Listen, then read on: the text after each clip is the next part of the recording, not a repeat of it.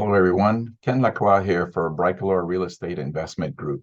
Today, I'd like to talk about the underwriting basics.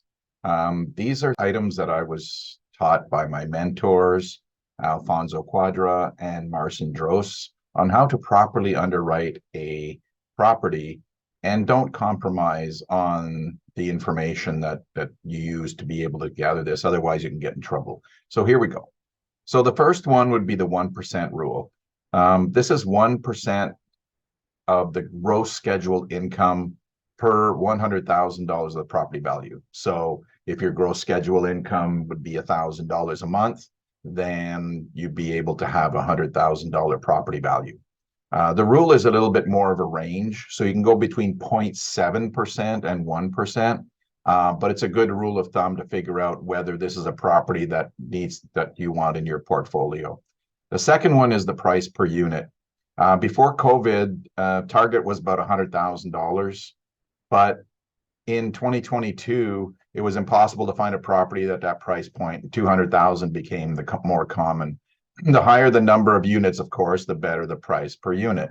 If you have a single family home and you buy it at $500,000, well, the price per unit is $500,000. But if it's a fourplex, then the price per unit is $125,000. So the economies of scale here is the more the units you have, the chances of your price per unit at a good purchase price, is more likely. Then let's talk about the cap rate. The sweet spot is said to be between 5 and 7% because the lower the rate, the more we're investing for appreciation. At 5% or 7%, we are investing for cash flow. Negative cash flow may be okay in your portfolio if appreciation is what you're looking for. For example, let's say properties in Saskatoon have a cap rate of 6%. If the GSI or gross scheduled income is $5,000, that property is valued at $5,000 divided by 6% or $83,333. But properties in Toronto that have a cap rate of 2%, let's say, if the GSA again is $5,000, that property is valued at 5% divided $5,000 divided by 2%. So that's $250,000. So you can see that depending on where the property is, the exact same property is valued at a higher, even though the GSIs are the same. It's all about the cap rate. The next measure that I like to do for underwriting is cash on cash return. So this compares the yearly cash flow to the total invested cash. For example, total cash needed to acquire a property is, let's say, $385,000. The yearly cash flow is $21,000. So the cash on cash return would come in at 5.4%. My mentors have taught me that 5% is the sweet spot.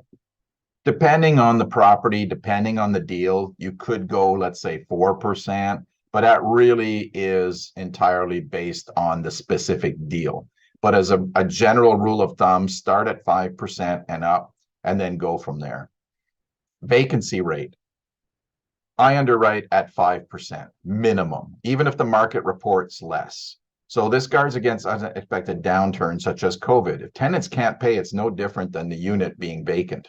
If the market report is over 5%, then we use that number. So for example, if somebody in Toronto says, oh, the vacancy rate is 2%. Yes, but with COVID and everything, it was reported that there was a fair number of people that couldn't pay. Now, if you have a 100-unit building and you have, 3 people that can't pay, well, that's a big difference than a triplex where one person can't pay. So you have to guard it. The vacancy rate helps you guard against what could happen and not necessarily what the market currently is. Things change. Another one that Marcin told us about was gross rental multiplier. How long will it take in years for the rent to add up to the purchase price? I look for 8 to 10 years. Doesn't always work that way. But if it's a new build, we look at whether it makes good sense to go 10 to 15 years.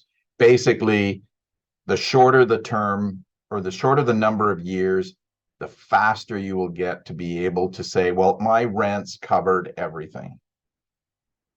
Property management.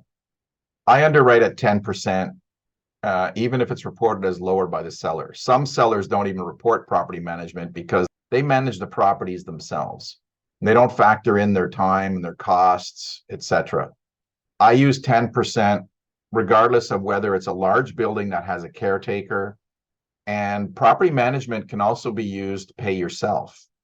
If you're going to underwrite at 10% as a cost, then if you have a caretaker in a larger building, 16 units and up, let's say, then, and it costs only 3%, then, you can kind of pay yourself through the property management on certain deals.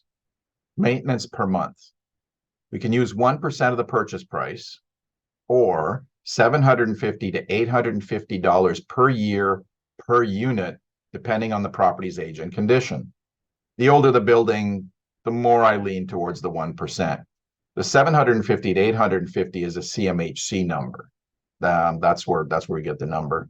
So these are just some of the underwriting basics that I have learned in the 4 years that I've been investing, taking this information from Marcin, from Alfonso, from my coach. So it's just things you pick up.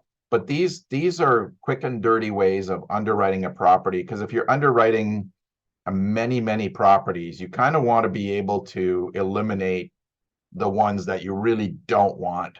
And these are some of the ways that you can do it.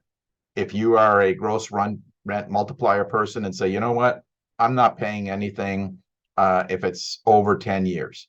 Okay, great, you're not buying that.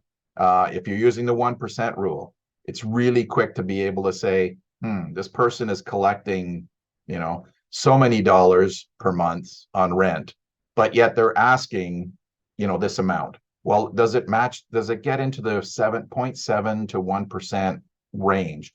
If it doesn't, then you can set the deal aside if it's way off, or it really depends on the deal, but the general rule of thumb will help you with the 1% rule. So I hope this helps you in the future in your underwriting your deals. Name again is Ken Lacroix at Bricoleur Real Estate Investment Group. If you're interested in discussing more about these basic rules, or if you're interested in just having a chat on what I do for real estate investing, just reach out. Be humble, be kind, and we'll talk to you soon.